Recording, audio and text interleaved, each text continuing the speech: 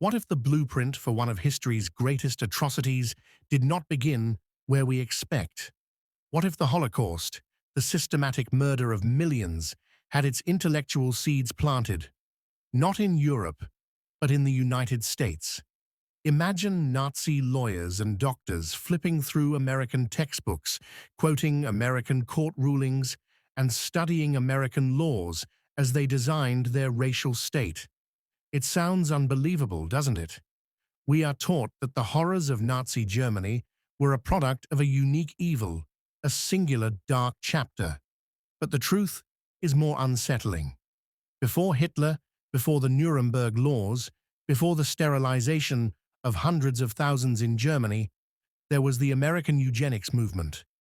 In America, it was not fringe. It was mainstream. It was supported by universities, by philanthropists, by doctors, judges, and presidents. It shaped laws, dictated immigration policies, and cut through thousands of lives with sterilization knives. And the Nazis noticed. The uncomfortable question we must face is this: how did a nation that calls itself the land of freedom and equality provide the intellectual framework for racial laws that would culminate in genocide? Tonight, we are going to trace that story step by step, from the birth of eugenics in the United States, through its rise into policy and propaganda, across the ocean to Nazi Germany, and finally into the shadows it still casts today.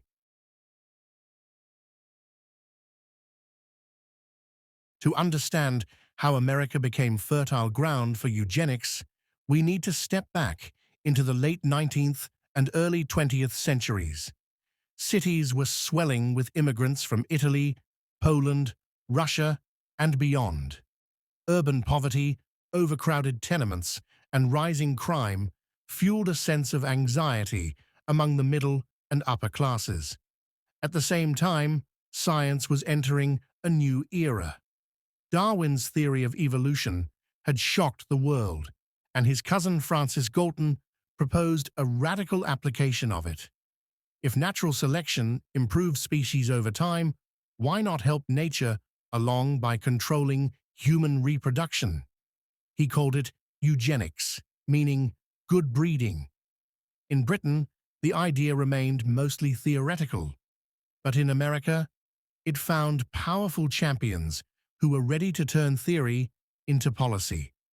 Universities embraced eugenics as modern science. Harvard offered eugenics courses well into the 1920s. Yale, Princeton, and Stanford all taught that intelligence, morality, and even work ethic were inherited traits. Textbooks placed neat charts of racial hierarchies beside math problems and biology diagrams. Anglo-Saxons were always at the top. Immigrants from Southern and Eastern Europe were placed lower. African Americans, Native Americans, and Asians were ranked lowest of all. This wasn't hidden racism whispered in back rooms. It was taught as fact in classrooms across the country. The wealthy elite gave the movement credibility.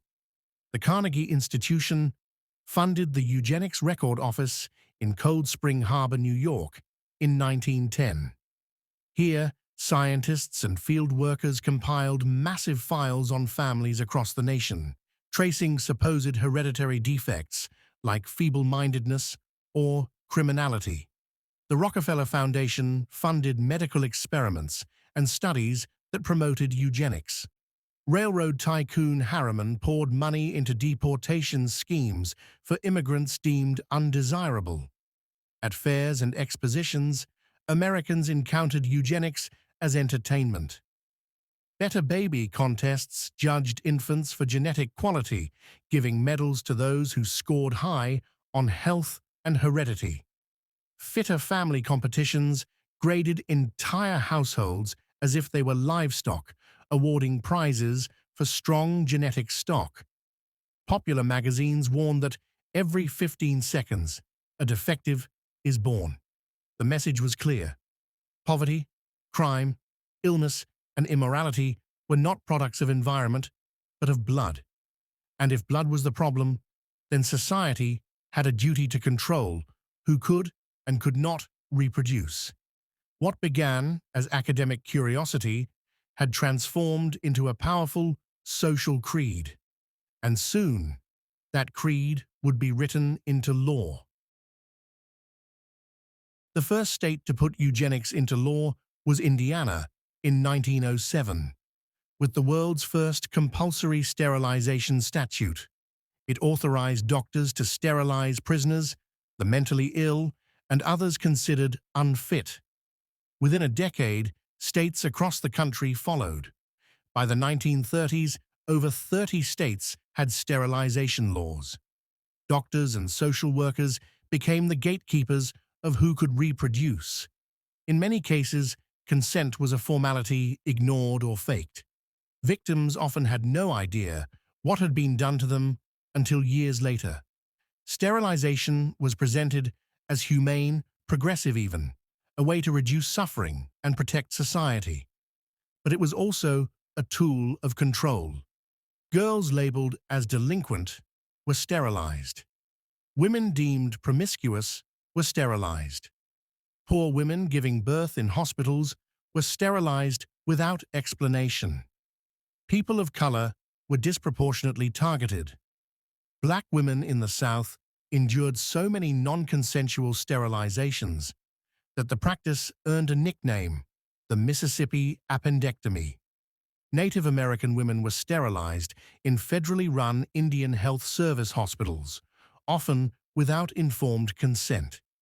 In California, Latina women were sterilized after childbirth, pressured or tricked into signing forms they could not read. The cruelty reached a national climax in 1927 with the Supreme Court case Buck versus Bell. Carrie Buck was a young woman committed to an institution after being raped by her foster father.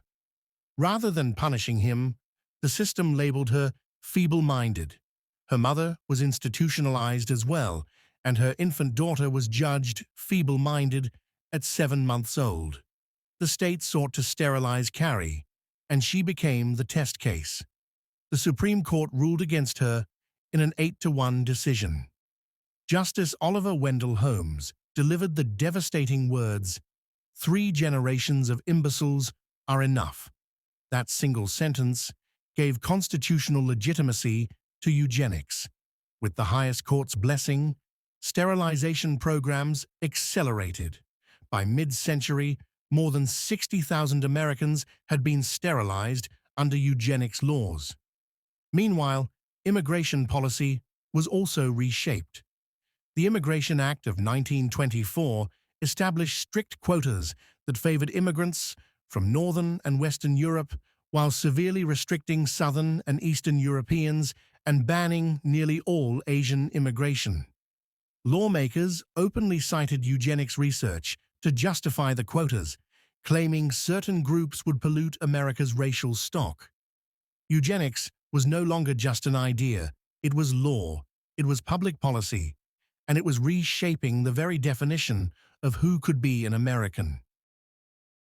What made eugenics so powerful was not only its legal force, but its cultural saturation. This was not a secret conspiracy. It was sold to the public as modern, scientific, and even moral. Public schools incorporated eugenics into curricula. Biology classes taught that poverty, alcoholism, and criminality were inherited traits. State fairs set up eugenics exhibits where visitors could play heredity games and calculate their family's fitness. Better Baby and Fitter Family contests gave medals to the genetically superior, turning family pride into a pseudo-scientific competition. Hollywood joined in. Films like The Black Stork promoted the idea that children born with disabilities should be allowed to die rather than burden society. Newspapers ran cartoons and features warning about the rising costs of supporting the unfit. Propaganda posters claimed one defective family could cost the nation hundreds of thousands of dollars over generations. Doctors, social workers, and public health officials enforced these ideas daily. A woman judged too promiscuous could be sterilized. A young man judged too lazy could be committed. A family labeled feeble-minded could be broken apart. For minority communities, the weight was heavier still. Eugenics justified racism in scientific terms.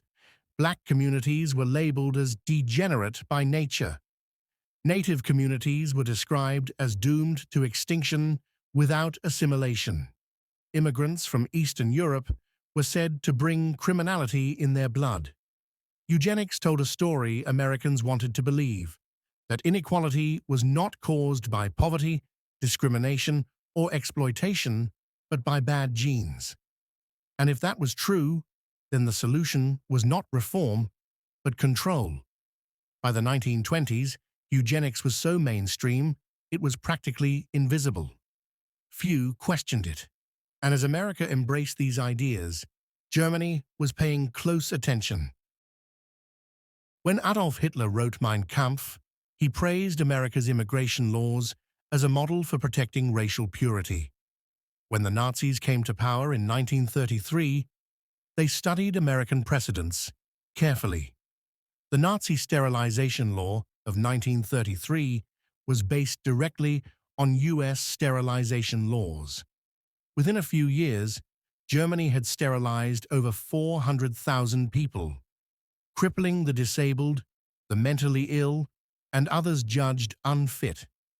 German lawyers looked to America when drafting the Nuremberg laws. They studied the Jim Crow South, where interracial marriage was outlawed, and they found legal justification for banning marriage between Jews and non-Jews. Nazi officials openly admired America's ability to implement racial laws within a democratic system. American eugenics textbooks were translated into German. American scientists corresponded with their German counterparts. At international conferences, American delegates shared their sterilization successes with Nazi doctors. Some American eugenicists welcomed the admiration. They saw in Germany a nation willing to act decisively on principles they had long preached.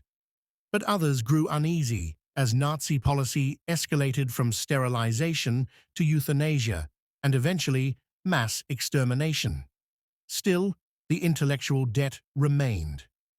Nazi Germany did not invent racial hygiene out of thin air. It drew heavily on American examples, finding in U.S. law, science, and culture the legitimacy it needed to launch one of the most brutal campaigns in human history. After World War II, the horrors of the Holocaust discredited the word eugenics. Institutions quietly removed it from their vocabulary. But the practices did not stop overnight.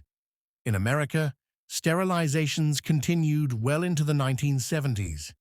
Native American women were sterilized at staggering rates in Indian Health Service hospitals, often without consent. Black women in the South discovered only later that routine medical procedures had left them unable to bear children. Latina women in California were pressured into sterilization during childbirth, often signing consent forms under duress or without translation.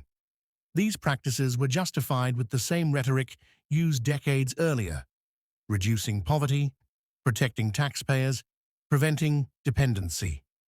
In some states, sterilization laws were only repealed in the 1970s.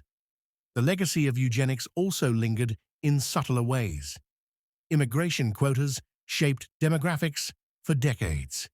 Welfare debates echoed the language of the burden of the unfit. And in modern science, new technologies like genetic screening and gene editing raise difficult questions. Where do we draw the line between preventing disease and reviving the old dream of perfecting humanity?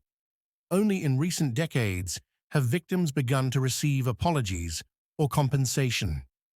Virginia issued an apology in 2002. North Carolina created a compensation program in 2013. Survivors have shared stories of stolen futures, of never being told why they could not conceive, of discovering too late what had been done to them. Their voices remind us that eugenics was not just theory. It was personal. It was thousands of lives altered, families broken, communities scarred. The American Eugenics Movement is not a side story. It is central to understanding how dangerous ideas can take root, gain respectability, and shape history. It shows how science can be corrupted, how prejudice can be dressed as progress, and how laws can strip away human dignity with the stroke of a pen. Nazi Germany took these ideas to their most horrifying conclusion, but the intellectual scaffolding was built here first. This truth is difficult, but necessary, because genocide does not begin with mass killings. It begins with words, with charts, with policies that classify people as unfit, as burdens, as less than human. It begins with silence, when ordinary people accept injustice because it is dressed in the language of efficiency, science, or the public good. The question we face today is whether we have truly learned from this history. In an age of genetic technology, where we can screen embryos and edit DNA, are we vigilant enough to ensure we do not repeat the mistakes of the past? Or are we still tempted by the promise of a perfect society, achieved at the expense of those who do not fit the mold? That is why we must tell this story, not to wallow in shame, but to sharpen our awareness, to protect human dignity, and to remind ourselves that the worth of a human life cannot and must not be measured by charts or policies. What did you think about today's video? Comment your thoughts and suggestions for my next video below.